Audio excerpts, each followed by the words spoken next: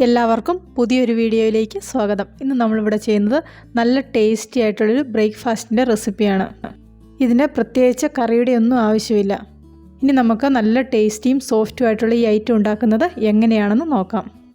നമ്മുടെ വീട്ടിലുള്ള സാധനങ്ങൾ തന്നെ ഉപയോഗിച്ച് നമുക്കിതിന് വേണ്ടിയിട്ടുള്ള കൂട്ട് തയ്യാറാക്കാം. ഇവിടെ ഇപ്പോൾ 2 കപ്പ് പച്ചരി കുതിരാൻ വേണ്ടിയിട്ട് ഇട്ടിട്ടുണ്ട്. 4 പേർക്കുള്ള ബ്രേക്ക്ഫാസ്റ്റിന് 2 കപ്പ് അരി മതിയാകും. ഇതിലേക്ക് സവോളയുടെ 4/1 ചേർത്ത് കൊടുത്തിട്ടുണ്ട്. ചെറിയുള്ളിയാണെങ്കിൽ ഒരു 3 എണ്ണം ചേർത്ത് കൊടുക്കാം. അടുത്തതായിട്ട് ഇതിലേക്ക് ചേർത്ത് കൊടുക്കുന്നത് 1 കപ്പ് ചോറും ഒരു 1/2 കപ്പ് തേങ്ങയുമാണ്. തേങ്ങ ചേർത്തില്ലെങ്കിലും കുഴപ്പമൊന്നുമില്ല. ആവശ്യത്തിനുള്ള ഉപ്പും 2 നുള്ള ഈസ്റ്റും ചേർത്ത് കൊടുക്കുന്നുണ്ട്. 1/4 കപ്പ് വെള്ളവും കൂടെ ചേർത്തിത് നന്നായിട്ടൊന്ന് അരച്ചെടുക്കാം. വെള്ളം കൂടിപ്പോകാതെ ശ്രദ്ധിക്കണം. ഇവിടെ ഇപ്പോൾ മാവ് നന്നായിട്ട് അരച്ചെടുത്തിട്ടുണ്ട്.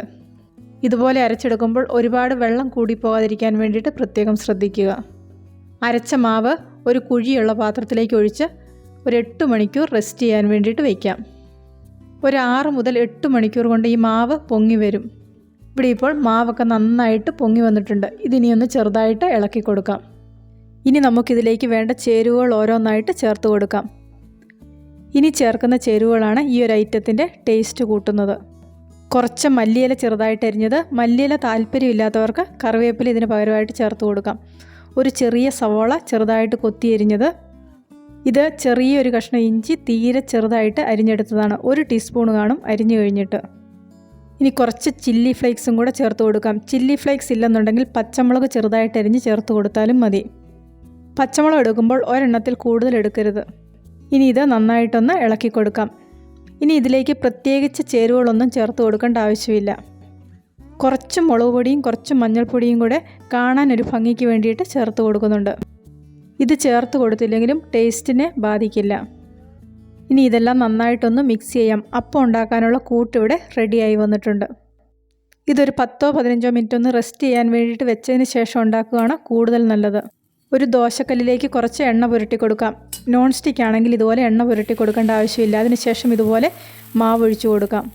മാവ് ഒഴിച്ചു കൊടുത്തതിന് ശേഷം പരത്തി കൊടുക്കേണ്ട ആവശ്യമൊന്നുമില്ല. മാവിന് മുകളിലായിട്ട് സവോള ചെറുതായിട്ട് അരിഞ്ഞത്, മല്ലിയില, ചില്ലി ഫ്ലേക്സ് ഇതെല്ലാം കുറേശ്ശെ വിതറി കൊടുക്കുക.